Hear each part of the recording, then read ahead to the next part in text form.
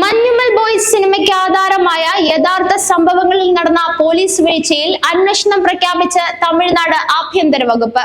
Manjummel ബോയ്സിനോട് Tamil Nadu police അപമര്യാദയായി പെരുമാറിയ സംഭവത്തിലാണ് 18 വർഷങ്ങൾക്ക് ശേഷം പുതിയ അന്വേഷണം. 2006 നടന്ന സംഭവത്തിൽ നിലമ്പൂർ സ്വദേശിയും റെയിൽവേ കൺസൾട്ടേറ്റീവ് കമ്മിറ്റി മുൻ അംഗവുമായ വി ഷിജു എബ്രഹാം കൊടുത്ത പരാതിയിലാണ് നടപടി. പരാതിയിൽ കൃത്യമായ അന്വേഷണം നടത്തണമെന്നും നടപടി പരാതിക്കാരനെ അറിയിക്കണമെന്നും ആഭ്യന്തര സെക്രട്ടറി പി അമുദ തമിഴ്നാട് DGPയോട് നിർദ്ദേശിച്ചു. ദക്ഷിണേന്ത്യയിൽ വൻ വിജയം നേടി മുന്നേറിക്കൊണ്ടിരിക്കുന്ന സിനിമയാണ് മഞ്ഞുമൽ ബോയ്സ്. 2006 കേരളത്തിൽ നിന്നും കൊടൈക്കനാൽ സന്ദർശിക്കാനെത്തിയ യുവാക്കളിൽ ഒരാൾ ഗുണ കേവ്സിലെ ഗർത്തത്തിൽ വീണതുമായി ബന്ധപ്പെട്ട് യഥാർത്ഥ സംഭവങ്ങളെ വെള്ളിത്തിരയിൽ എത്തിക്കുകയായിരുന്നു മഞ്ഞുമൽ ബോയ്സ്.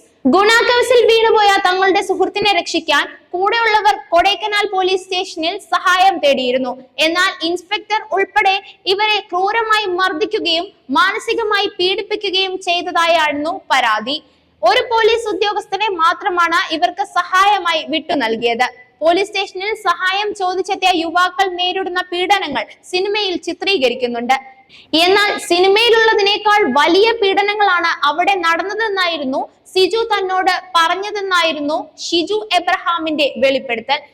യുവാക്കൾ തന്നോട് പറഞ്ഞ കാര്യങ്ങൾ സിനിമയിലുള്ളതിനേക്കാൾ വലിയ ക്രൂരതകളാണെന്നും അതിനാൽ തന്നെ അത് അന്വേഷിക്കേണ്ടതുമാണെന്നാണ് ഹർജിക്കാരൻ പറഞ്ഞത്.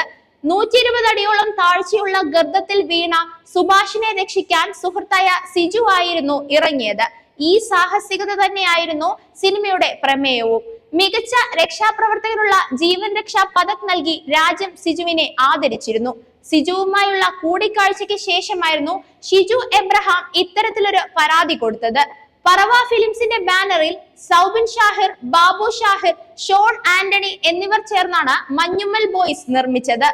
ചിദംബരം തിരക്കഥയും സംവിധാനവും നിർവഹിച്ച ചിത്രം ആഗോളതലത്തിൽ 240.59 കോടി രൂപയാണ് നേടിയത്.